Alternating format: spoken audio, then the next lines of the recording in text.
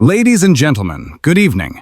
This is your correspondent, bringing you a solemn broadcast on this anniversary of one of the gravest mornings in our nation's history. We come together tonight not in alarm, nor in anger, but in reverent remembrance. For it was on a peaceful Sunday dawn, December the 7th, 1941, that the quiet calm over Pearl Harbor was broken by the thunder of enemy aircraft and the roar of exploding bombs. Sounds that would echo across the world and change the course of human events. Across the Hawaiian sky, the rising sun cast its golden light upon battleships at anchor and sailors going about their routine duties. For many, it was a day like any other. Letters home yet to be mailed, breakfast yet to be served, church bells soon to ring. No one could know that within minutes the blue heavens would darken with smoke, flames, and the unmistakable din of war. At precisely 7:55 a.m., without warning or declaration, the first wave of enemy aircraft descended upon the U.S. Pacific Fleet. Their torpedoes sliced the harbor waters. Their bombs unleashed destruction upon ships, airfields, and barracks. What followed was not simply an attack. It was a lightning strike meant to cripple, to shock, and to demoralize a free people. But as the record of that day forever shows, though America was struck, she was never broken. Let us take a moment to recall the scenes as they were reported by those who lived them. Sailors awakened by sirens and the crack of gunfire scrambled to their stations, many still in their beds moments before. Men, some wounded, some half-dressed, fought their way through burning passageways to reach the decks. Others leapt into the fiery water, swimming through oil and debris to aid their shipmates. Nurses in the naval hospital worked tirelessly to tend the wounded, even as the windows rattled from nearby explosions. On the decks of the USS Arizona and the USS Oklahoma, the cost of that Sunday morning was especially steep. The Arizona, struck by a massive bomb that ignited its forward magazine, vanished in a towering fireball that shook the entire harbor. The Oklahoma rolled over within minutes, trapping hundreds of sailors inside. Across the fleet, devastation spread, yet so did acts of courage that would become legend. In the airfields, pilots raced through smoke and shrapnel to reach their planes. Some managed to take off under fire, climbing into the chaos to challenge overwhelming odds. Their bravery became a testament to the American spirit, a spirit that stands unwavering when the hour is darkest.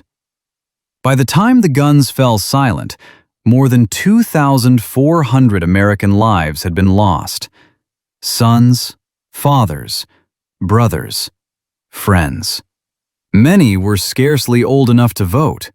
Some were seasoned veterans who had given their entire adult lives to service. All shared a devotion to duty greater than the fear they faced. Tonight, as we mark another year since that day of infamy, we bow our heads in their honor. These men, and the women who also served and suffered, did not choose the battle that found them. Yet when history placed them at its crossroads, they met the moment with a bravery that endures as a guiding light for all who follow. It has been said that a nation is measured not by the blows it receives, but by the strength with which it rises again. In the wake of Pearl Harbor, Americans rose as one people.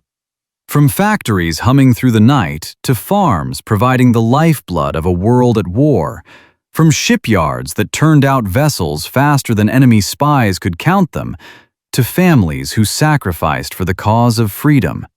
This united effort became the might that restored hope to the world. Pearl Harbor, then, was not the end of our story. It was the beginning of a chapter written with resolve, sacrifice, and unyielding faith. The men who fell that day were not forgotten, for their memory marched with every soldier onto distant shores, flew with every airman into enemy skies, and sailed with every sailor across the wide Pacific.